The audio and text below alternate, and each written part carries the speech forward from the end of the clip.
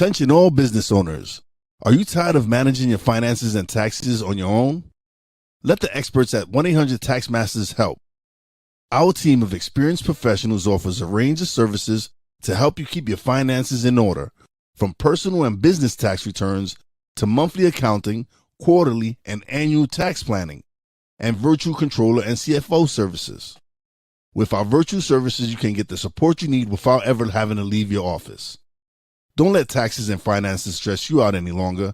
Visit www.1800taxmasters.com today and let us handle the numbers so you can focus on growing your business. And welcome to another live episode. I am your host, WIZE. I'm excited to speak to my guest. It's going to be a great conversation. Fellow podcaster. She's a personal branding specialist, as well as content marketing. Welcome to the show, Molly Ruland. Thank you very much. What Thank up? you. Thank you for being here. Appreciate it. Absolutely. Thanks for having me. All right. So I got a couple of questions I'll start off with, but all right, let's do this. Hold on. 1 second. All right. So can you tell us a little something about your background and how you became interested in digital content and personal branding?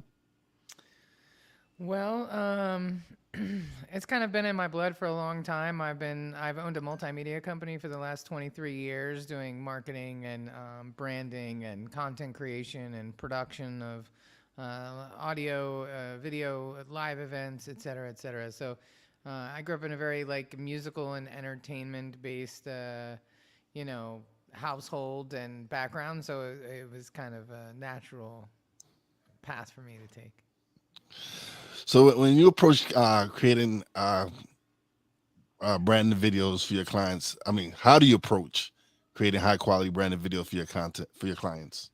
Well, it's all about strategy, right? Like you got to know what the goalpost is, otherwise you're never going to hit it. You won't even know if you're going down the field in the right direction, if you haven't identified what success looks like. So that's the first thing, because like with a branded podcast, for example, there's a lot of different ways that you can use a branded podcast. So, you can use it as a business development tool to land new clients and interview 12 people who you want to do business with and not worry about the audience and not worry how many downloads it gets and focus solely on who you're interviewing and creating those relationships.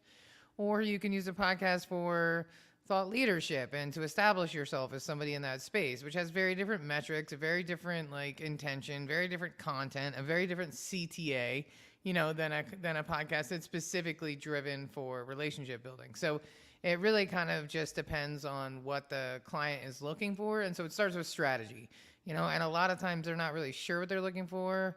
And so we help craft that and kind of hone that down into something that makes a little bit more sense and has a clear target on the path so that we can make sure we hit it. So what are some of the common mistakes businesses make when it comes to content marketing? I would say not having a strategy. That's the number one. And then not amplifying that content properly. So spending a lot of time and money on singular videos without any real strategy behind them. And then, spending $10,000 on a brand video that goes on YouTube and it gets like 17 views. That's not a good way to do branded content. And so a lot of businesses have had that experience. And so they kind of look at it like, well, I don't know. We did that before. Video doesn't work. It's like, no. That video didn't work. It doesn't mean all video doesn't work. No, So yeah, absolutely right. One video might not hit, and then there's just another video that just might hit. It depends on, like how you said, how you strategize it and how you go along with it, because there's certain videos that I've played, probably got like 10 views, then I got some that I got a couple of thousand views on it. It just depends. even and we can see the data in real time when you look at short form video and you look at like creators on Instagram or TikTok who have millions of followers or hundreds of thousands of followers or even thousands of followers. They have videos that have like 2.9 million views, and then they have other videos that have 4,000 views. Same creator, right? Same essential content. you just never know what's going to hit or not. And so what the creators have to their advantage now is that they're creating so much content. You know, if you're putting up 10 to 14 videos a week and only one of them goes viral, that's still better than putting up 12 videos a year, you know, Yeah, and none of them go viral. and Yeah. none of them go viral, right? So it's, volume is on their side for sure. But even them, the numbers aren't consistent. Oh no, yeah. There's some shorts is one of them. There'll be a short that I'll put out and it'll get thousands of views. Then I'll put another short out. I get 2 views, but you can't let that discourage you. You just got to keep doing that. It's a hit and miss. Well, and it's like, at the end of the day, like it's all SEO. It's like, what are people looking for? And so, Yeah, and YouTube is such an awesome machine. I mean, it really is based on tags. So like if you put up a video on YouTube and you don't put tags on it, you're completely wasting your time. The tags are what move the entire engine. So if you're like, that's why if you watch like a husky singing video and then it'll just show you more husky singing videos, you're not following those accounts. You don't know who they are. They just know that you slowed down on them, so they're going to show you more of that content. That's all it is. And the only way that they know that there's a husky singing on that video is because somebody tagged it husky singing. And so people think that it's really complicated, but it really isn't. Like, make sure you're tagging your content the right way to make sure that when people are binging on husky singing or spiritual awakenings or business development, whatever it is, your content is tagged the same way and it has the opportunity to show up in that funnel. And that's really how YouTube works. I mean, at its core. yeah, it does. You have to, and I've learned, like, since when I first started, I didn't know anything about SEOs, didn't know anything about tags, and of course, then I started off audio and then but it wasn't generating anything, and then when I started learning about tags and SEO and all that stuff and started applying it, that's when things started growing and developing, and it takes, especially for some like independent podcaster like myself that didn't know anything about podcasting when I first started, and I just kind of just dove right into it, just like, all right, this is what I got to learn. I started YouTubing a bunch of videos, started taking courses. It was me wanting to improve and make sure that I grew as a podcaster, as a content creator. Yeah, I mean, that's what it's all about. I mean, the more I learn about content creation and just content in general, it's really all SEO. Like everything we're doing is to get the attention of Google. We live in a failing society, but that's really the truth. Like that's what it's all about. Like we're all trying to write blogs to get the attention of Google to funnel us business. Like we're all trying to get the attention of this like algorithm, right? Yeah. And so if you're gonna do something, you might as well maximize as much SEO value out of it because you're doing it, right? Leverage that time you're spending in the most effective way possible, right? So I don't think anybody needs to like go learn SEO because that's like a black hole. You know what I mean? Like there's people who have been doing SEO for 10 years, like professionally, who still are like, I don't know anything about SEO, right? But you could know how SEO impacts your podcast and how SEO impacts your YouTube titles and your YouTube descriptions and all of that, So there's benefit in understanding how SEO impacts the content that you're creating without having to learn all of it. Oh, all right. So how do you measure the success of a content marketing campaign? Feet through the door, man. Like dollars in the bank account. Are you getting leads? Are you closing deals? Because that's really what it is. Now, if somebody says I want to be famous or I want more visibility, then the metric would be, well, how many impressions did it get on social media? How many? So, if it's, like we focus on creating content that like drives revenue and creates strategic relationships, period. Right. Yeah. So we're not interested in making you famous. We're interested in helping you identify 12 people who will make you more money this year in your business and how to interview them and set yourself up for those relationships. Right. So it really kind of just depends on, what is the goal? And then that's when you know what the metric is. If it's for business development, are you getting leads? Are people setting up discovery calls? Are they asking for proposals? And if it's like visibility, are you getting impressions and hits to your website? But it can't be Awesome. both, Yeah, that's true. you Yeah, I'm know? in it for the love of it. I love creating content. I have a great time. I enjoy the conversations. I really do sit down and I have some great conversations with people. And at the same time, I'm learning. So it's me learning as well as sharing some great content with my audience. I don't really care about being famous. Doesn't it doesn't concern me. I'm Right. here to create positive content, create content that people can benefit from, and that's all I'm about. Right on. I dig it. So, can you share a couple of tips for businesses looking to start a podcast or improve their podcasting strategy? Yeah, for sure. Think about why you're doing it. Who are you interviewing and why? Maybe flip the focus this year from the audience and put it more onto the guest. Um, and really dial in on the SEO. Make sure you're doing a blog post. Make sure you're posting your transcription on page for that on page SEO value. Really maximize what you're doing with that content. And if it's not seeing any results, really look at why. Like, what is your CTA on the what is your CTA on the podcast? Do you have 17 links? You're like, here's our LinkedIn, here's our Instagram, here's our Facebook, here's our. How do you know if the podcast is working or not? Like, are you asking people? If your podcast isn't producing any results, stop. That's number one. Like, if something's not working, don't continue to do it. My biggest advice, though, is if you want to have a podcast for your business as a business development tool, then have it professionally produced, for sure.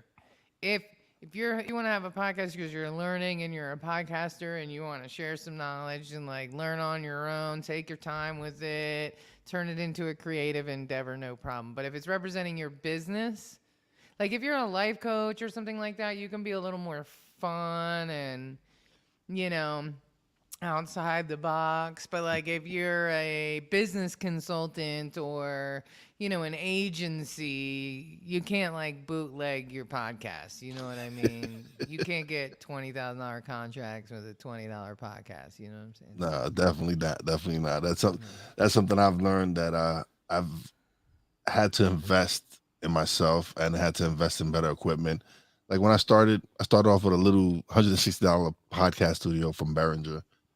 And when I really started getting serious about podcasting, I invested in quality mic. I got me the Rodecaster Pro, got me a Okay. DSLR camera, but I invested Right. in myself Yeah, becau- exactly. because I wanted to. I felt that if people were going to give me something that's very precious, which is their time, I just wanted to give them the best quality content, best audio, best video that I can. Amen. I wish everybody was like you, but that's not really the case, you know what I mean? So but yeah, I mean, I think there's something to be said for like, just get started. But now everything's so easy. Like the mic I'm using right now is a Shure MV7. You can get this from Podcast Outfitters with like the boom arm like Shure earbuds and the microphone for 350 bucks. Like you can't beat that. You know what I mean? Plugs Not into for sure, no. yeah, like plugs into any laptop, any computer, make you sound like a pro. You know, there's no reason to not have a good microphone at this point. No. Especially if you care. You really hit the nail on the head. If you care about your listeners' experience, you should want to make it sound good. Yeah, you should want to make it the best quality you can. I'm not saying that you need to go out and spend thousands of dollars on equipment, but there are some quality mics. Rode creates a great mic for 99 bucks that Hundred sounds percent. amazing. The Samsung Q2U is 50 bucks and it's a solid Mic, yeah, microphone, straight up. it Don't is. buy the Yeti. The Q2U is a better mic than the Yeah, I've heard a lot about the Blue Yeti, and Yeti. it's You should some's still been buy good. it. Most of it's been a little bit bad. For me, it's people don't know the difference. Like they don't know the difference between a condenser mic and Exactly. a dynamic mic. I had to Right. learn that myself, and so people are like, oh, but I said, when you're using a dynamic mic, you need to be up on it. Like how I'm right on my mic right now. You have to be up Exactly. on it. Whereas if you have a condenser mic, it picks up everything around you. So you have to really be in a room where there's no noise because it's gonna Exactly. pick up everything. So That's a these good are, way to explain it. yeah. People don't get that. Like, I love my Yeti. I just wish I couldn't hear my neighbor's dishwasher. And I'm like, I don't want to ruin your party, but it might be the microphone. It Uh, might, yes, it might just be that you might have to switch to a dynamic mic because you know, yeah, you need to really be on it. for real. Yeah, and you know who you never see at podcast conventions?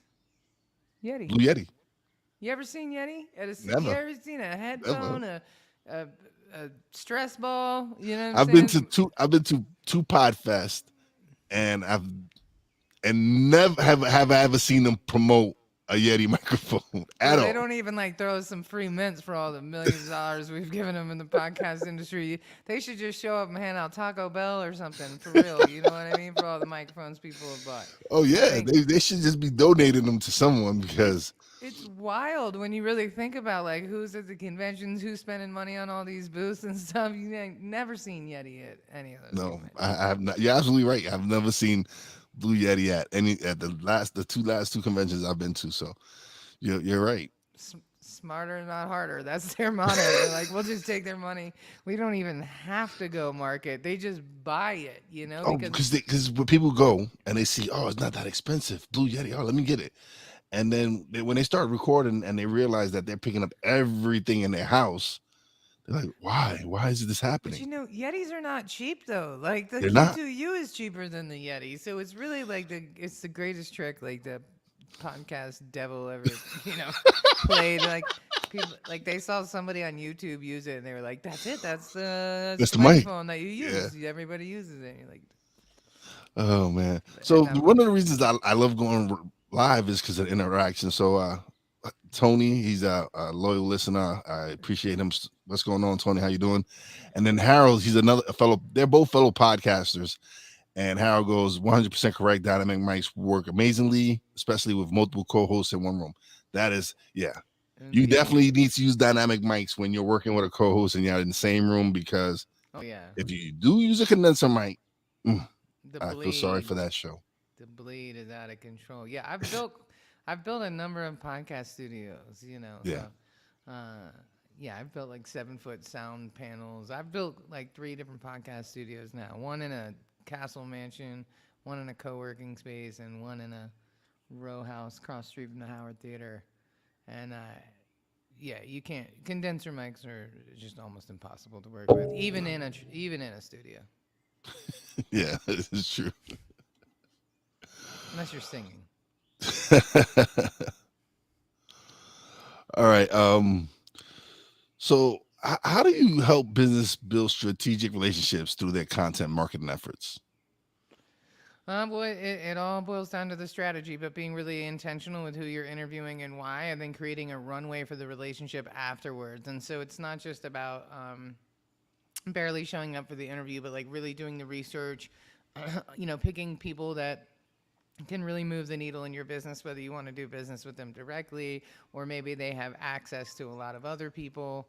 And so that you could do business with. And so being very, very intentional about laying that out and then creating the actual runway. So to me, there's 3 pillars of any like content marketing plan. It's strategy, production, and amplification.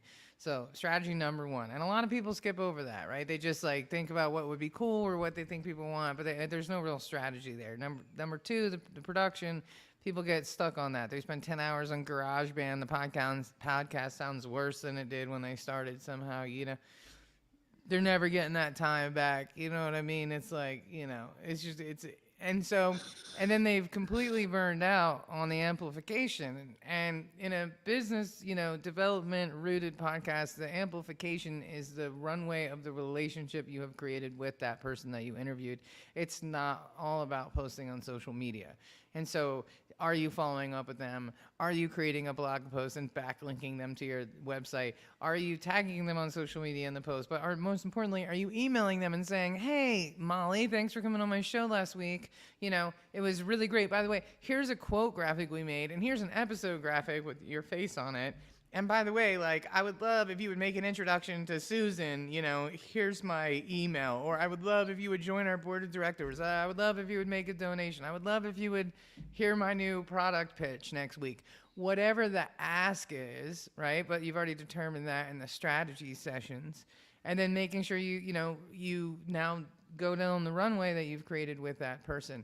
And I think a lot of podcast coaches or producers push volume and getting in front of people and social media assets. And I think very differently about it. I think it's about, you could interview 12 people very strategically and be done for the year and create real revenue for yourself and not need to record and be podcast 276. Like, bro, what are you still talking about? Like Alex Hormozy has a podcast and he's on like episode 457. That dude is a millionaire who keeps making more money constantly. And so until he stops being amazing and getting more successful, I'm going to continue to listen to his podcast because he keeps learning. But there's people out there that are not achieving all that and they got 500 episodes. At what point, you know what I'm saying? Like, at what point, is this really still serving you? If it's bringing you business, great. But and probably for those people it is, or they wouldn't keep doing it 400 and some odd episodes later, right? Absolutely. But the idea is being very clear on that. So, because for most businesses, for most people, whether you're an entrepreneur, a coach, whatever, founder, CEO, you don't have the bandwidth to do a weekly podcast for a year. That is so much of a commitment. Every week, an hour of your time. Well, yeah. It for me it's actually helped me gain doing my podcast, because I didn't start my podcast because I was doing it to start a business or anything. I started a podcast because I wanted to create, just sit down and talk to people and learn. For sure. But it's helped me develop skills like editing, audio, video, you doing graphic design, all these things that I didn't do prior to podcasting. Has helped me gain clients by people don't want to edit their episodes. Right. I don't mind. I enjoy editing and listening, and so it's helped me get clients that way. People don't want to edit their video. I don't mind that either. Let's just, hey, this is my price. If you're willing to meet it, then we sit down and edit your video. But people think, oh, I'm gonna do a podcast and I'm gonna get it monetized. Like, my podcast isn't really monetized, but I've monetized myself. I've monetized the skills I've developed from my podcast. Right. Well, what you've done is you've leveraged your time and turned that into income, right? Because, and that's exactly it. People say monetize my podcast. I'm like, well, it's the collateral benefits. It's the getting clients from the exposure. What I mean specifically is like a CEO or a founder is not going to have an hour of time every single week. You know what I mean? That's not sustainable for somebody who's super busy. But they could commit to doing 12 episodes, and batching those out and having really, really powerful content. It could be more powerful to have 12 laser focused episodes than it could be to do 36 with no real clear intention or CTA or goal. You know what I mean? And that's more, the focus is just like quality over quantity. No, it's absolutely right. Because when I first started, I wasn't really consistent, and my first few months I was not consistent at all. And then when I started becoming more consistent and everything, and things started moving, it actually took me to December of this year to get to almost 10,000 downloads. But I've been grinding and learning, and like I said, learned about SEOs and all this stuff, that now, since December to now, I'm almost to 20,000 downloads. and it's because I've been consistent. I've been, like I said, improving on what I'm work on my craft and what I'm doing, and it's working. It's like in the past 4 months, I've almost made as many downloads as I my first 2.5 years. Right. Well, that momentum is real. You know what I mean? You Hmm. start. There's a saying in business like once the faucet turns on. It's like once you get your first client, it's easier to get your second, third, and fourth. It's like the Yeah, first one's always the hardest. So it is. It is. Took me a while. you're like, please, anyone, please, I'll do it for free. I do it for free right I'll pay you. now. All right. So, how do you stay with up to date with the latest trends and changes in the digital content industry? Well, I consume a lot of it, right? Like I'm seeing what's happening, and then there's little industry reports like the Edison report and share of ear and things like that that can really get you hip. But the my number one thing is people always want to know like what do consumers want, and I just tell them how do you consume content? How do Yeah. you behave, right? Hmm. Sound on, sound off. Do you like subtitles? Do you not? Do you like stuff moving around? What are the feelings, thoughts you have when you're looking at content? What This is compels true. you to buy? Like, then create content that fits that because that's who you're gonna attract, right? Like we do cold outreach email, and it's really simple. It's like, hey Tom, would you benefit from X? If so, let's talk. I mean, my emails, they're like, because I'm not going to do this whole, hey, I noticed you haven't responded to my 17,000 other emails. I'm trying to reach you about your car. Like, I'm not going to send this long. It's like, hey, man, if I could book you on top 10 podcasts and it could drive revenue, would you be interested? They're either going to say yes or no. So what happens is my marketing is very short and blunt and to the point, just like me. And so what happens is when people email me back, there are people who are also just like me who want to be communicated with in that way, and Yeah. it's great, right? So your content can be the same way. Like you shouldn't do what everybody else is doing. You should communicate in a way that's authentic to you and To your you. brand, Yeah. because then you'll attract people that are going to be like, I'm cool with that. You know what I mean? Because not everybody's cool with me, and Oh I'm no, cool not with yeah, that too. You know what not I mean? not everybody's gonna not everybody's gonna like me.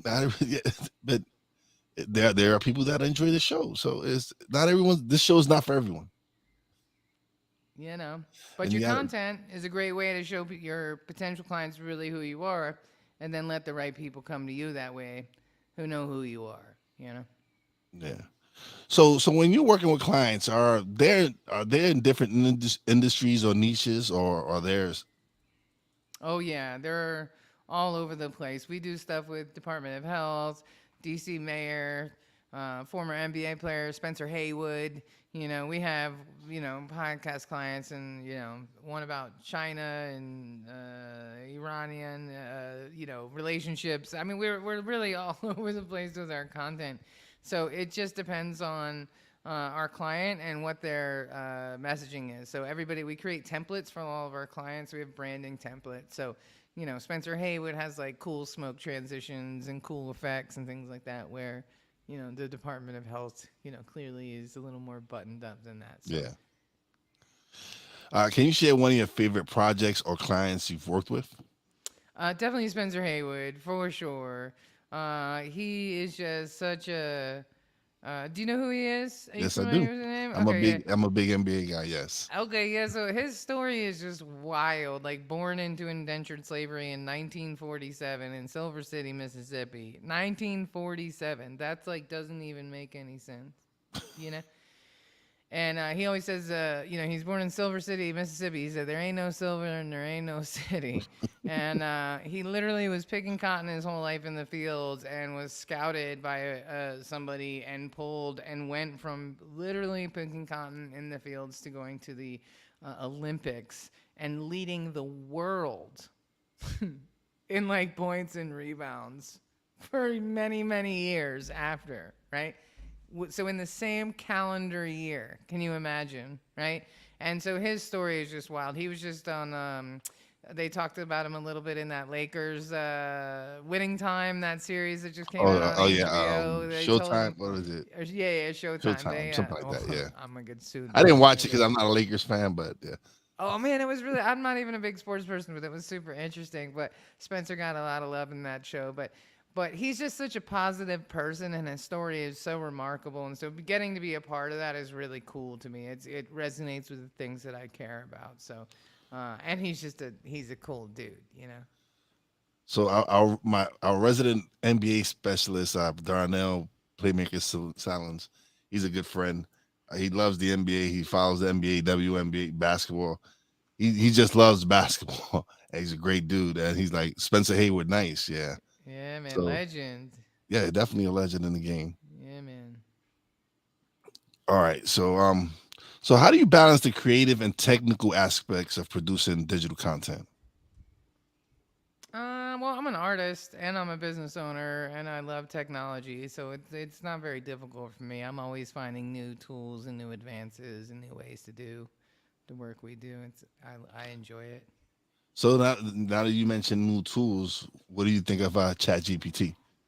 I'm not really on ChatGPT, but I'm all about that Jasper life, which is Ah, yes, I an like Jasper. AI Yes, copywriting tool, and I yes, I think that's love Jasper. actually more effective. Like if you just want to sit around and ask I mean, ChatGPT can do all kinds of cool stuff. Don't get me Yes. wrong, but as a business owner, a copywriting AI tool is far more useful for me. No, Jasper is a great tool. Yes, there's so many different tools out there that people can use that they just, I don't know. Some people just don't take advantage of them. I know I get friends that throw that they'll mention a new tool to me and I'll try it out, and if it works for me, I'll keep using it. If not, if it doesn't fit what I'm trying to do, I'm like, thank you, but yeah, Keep it moving. Yeah, I mean, there's always resistance to change. yeah. For some people, not me. I love new tech. So, you know, if we can do it smarter, better, faster, cheaper, I'm about it. All right. So what do you recommend? What resources do you recommend or tools for businesses looking to improve their digital content? Um, hire somebody to produce the content. Don't try to do it on your phone. And if you're gonna present yourself in any shape or form online, buy a microphone. Number one.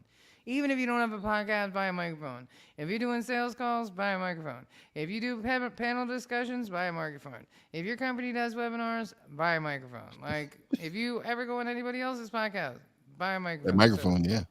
buy a microphone. That's my number one recommendation to people. And then the second thing is anything that you want to learn is in a book, man. We are in a digital age. You got online courses. You've got Audible. I've read 130 business books on business development and personal development in the last 4 years. I became a student in business, and I learned a lot. And it's Yeah. all on Audible for $15 a month. So Oh yeah, yeah. I have an Audible account. I'm always listening to a new book. If not, I'm usually taking a book with me to work so I can read at work. But it's different. There's so many different things to help you now. YouTube. I've learned a lot watching YouTube videos. for sure. So it's been a great experience for me these last few years doing what I'm doing. Yeah, no doubt. So how do you prioritize and manage your workload as the CEO and founder of Heartcast Media?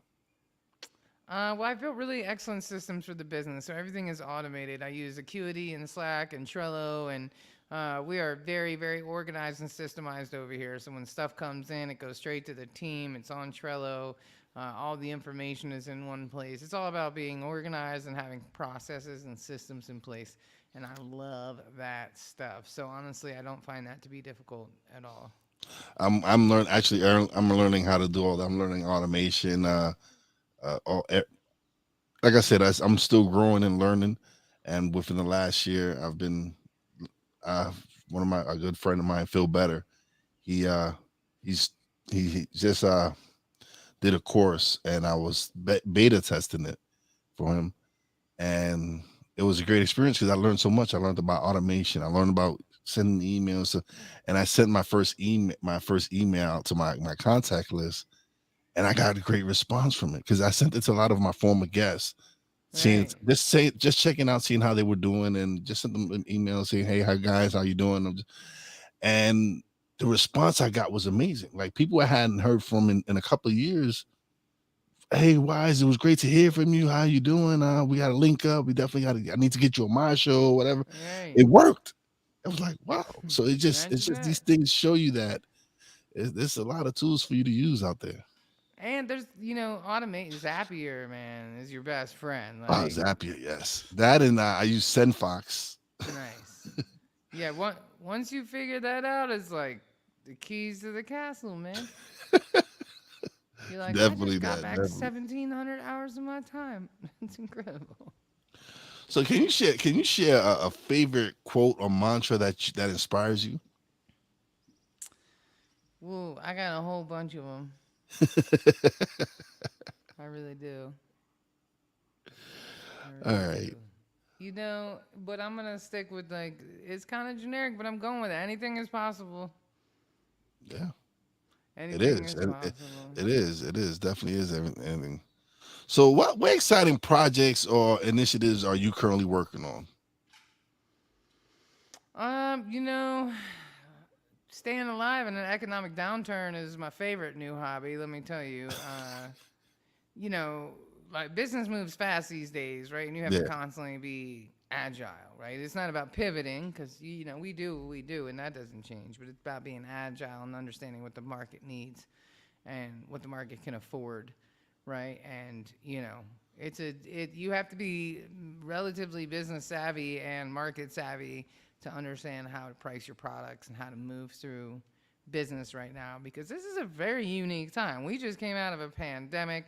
We just had like two different banks collapse. Like this is not normal. You know what I'm No, saying? This is not no. There's normal. nothing normal about these Layoffs. times. Yeah. Yo, McDonald's just laid off like 30 like Well, thousand th- they just McDonald's. they just opened 3 automated stores. Yeah, and laid off a whole bunch of humans in the process. So, Yeah. when McDonald's is laying people 'Cause off, they that always hiring. right? It's like their mantra: "Get it your way. We're always hiring." That's like literally their. So, isn't that Burger King? I don't know. I can't keep track of all that. But the point is that when McDonald's is laying people off, it's like the end of the world. You know what I mean? So honestly, I think just staying nimble and agile and being aware and being Okay. grateful. So how do you see the future of digital content and personal branding evolving within the next few years? Well, it's totally in the hands of the creator, man. It's like pirate radio. So you can do anything you want. You can reach millions of people if you want. You get to decide. So, like, I posted two different creators on my Facebook page recently. And one was this girl, and she looked like a gamer, and she had on like pink makeup and was in like a pink gamer chair and like pink headphones. And then she started like death metal, like scream singing, like, ah! I was like, what? Like, she just, like, it blew my mind, right? But the song's been in my head ever since. Like the hook was really good, and then she went into like this melodic hook, and it was just wild to see. Like, but how cool is that? Like, if you're a creator, you're an artist, you can do that from your like bedroom, with a Yeah. webcam, right, and reach a 47-year-old woman in Costa Rica. Like, how does that? And she's in like Pittsburgh. You know what I mean? Like, how does that make any sense? And then another guy, I found these mixes on YouTube, like R&B mixes, and it's just like young brother, and he literally, he does like an hour-long mix, and it's a video camera on him sitting in a living room on a couch drinking a cup of coffee Playing while music? the mix plays. He's not even playing the mix. It's like a pre-made mix that he made, and he Yeah. just sits there and drinks something and sits on the couch. And the whole video is just this camera on this guy in his living room while Maybe he the people mixes. just tune in for the music. Probably they might just not watch the video and just tune into the For music. sure, but dude, he's got like millions and millions of views. I'm just saying, good for him. Like Yeah. he's not even performing. He doesn't even have fancy lights. Like he's cracked the code, and I think that's amazing. Coming from an entertainment background, working with a Yeah. lot of like independent artists, I'm like, look at that. You can literally do anything you want and make a name for yourself. And same with business. it's a cool era where you can make content and reach anybody you want, essentially for free, other than sweat equity, and uh, that's really cool because in this day and age, um, 50 years ago they just like silenced you and like killed you on the train tracks if you said too much. Now you do whatever you want, which might not be great either, but you know what I mean. There's a middle ground there somewhere, so use it to make the world a better place. Definitely, definitely. So, oh man, this has been great. This time just flew by. But isn't that how it goes when you're having a great conversation, when you're It having a good time should. talking? It just Yeah, flies. exactly. But I appreciate you being on the show. This has been great. Take Now care. is the time where you get to plug away, you get the solo screen, and let everybody know where they can find you. Oh man. Okay. All right. Well, solo screen, heartcastmedia.com. That's where we're at. That's our website. I live in Costa Rica, and I put a trip together. So if you're interested in going to Costa Rica, you can go to onelovepuravida.com. That's one love, puravida.com. And yeah, man, I don't know if you're looking for some business help, podcast help, whatever, let me know. But mostly, I hope you guys had a good time listening to the conversation. And thanks for giving me a little bit of your day today. I appreciate it. Costa Rica. That's one of my dream destinations. Well, there's a trip next month. So Oh, that's a little bit too soon for me. I know that's what everybody says. I'm like, well, you should have heard about it last month then. I should have. But thank you so much for being a part of the show. I greatly appreciate it. Thank you. But don't leave just yet. I'm going to close out the show, and I just want to chat with you a little bit off the air. But again, thank you once. Thank you so much. Thank you. All right. So now I get the solo layout. All right. So shout out to everybody that showed up. Tony, hope you're doing well, brother. I see you've been out with 2 surgeries. Get well soon, brother. Big shout out to my man Playmaker for coming through. Appreciate it. Hey Pizu, what's going on, brother? How you doing, man? Thank you for showing love. Harold, thank you, brother, once again for coming through. Um, Big shout out to my Real Wise fam, Poppy J, Brandy J, love you guys. Big shout out to the boss lady, love you, baby. And as always, a big shout out to all the essential workers out there. God bless y'all. Be safe. You know how your boy Wise does it. Peace out.